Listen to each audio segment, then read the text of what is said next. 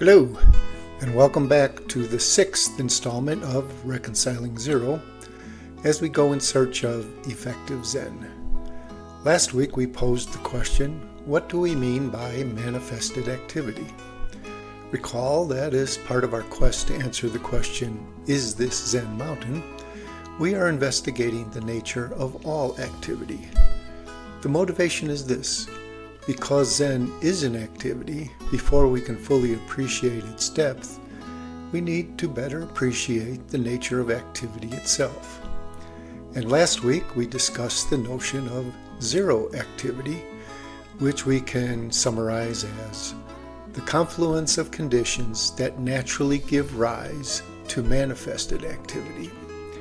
And we have the example of fire in a fireplace, which needed paper, kindling, and dry logs. The point is that before any activity, such as fire, arises, the conditions necessary for that activity must be present. For example, dry logs may produce fire, but wet logs will not. But is there something universal to be said about the notion of the activity that arises, the manifested activity? Of course, the answer is yes. That's why I'm still talking and you're still listening.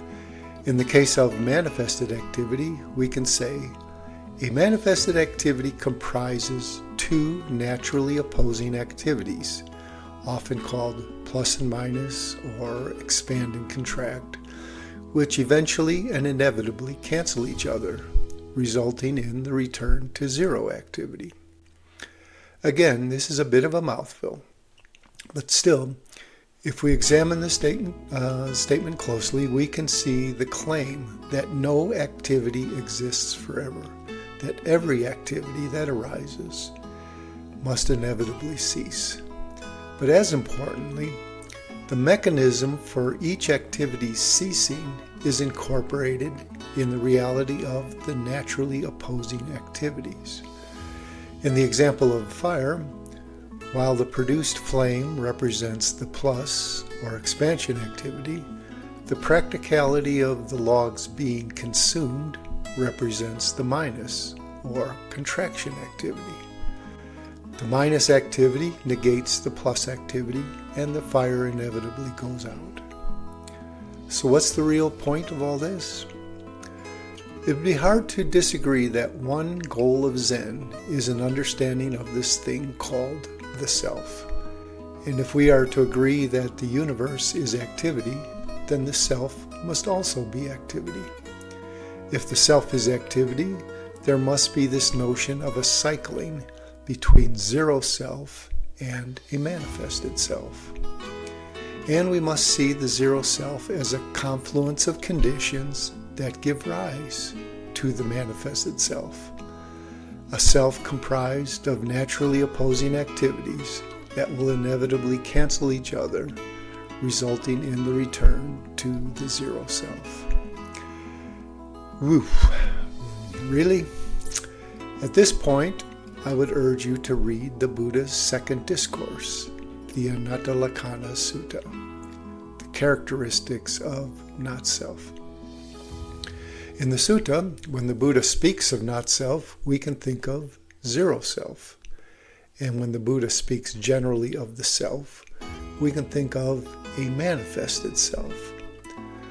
So when the Buddha states that form is not self, we can now understand that form is one of the conditions that make up the zero self, one of the conditions that gives rise to the manifested self.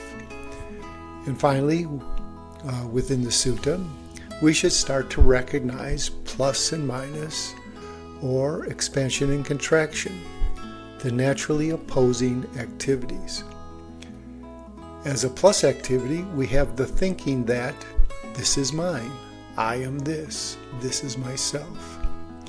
As a minus activity, we have the thinking that this is not mine, I am not this is not myself. And finally, see the effects of these activities negating each other and resulting in the return to the zero self.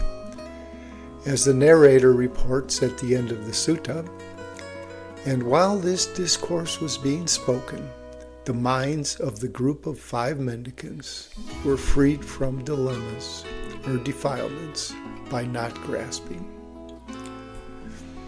Wrapping up, perhaps this is a good time to revisit the Zen master Joshu Sasaki's summation of all activity. Zero inevitably splits into the naturally opposing activities, plus and minus, or expansion and contraction, which inevitably disappear back into zero. So, some things to consider. We have now finished our investigation into the nature of activity.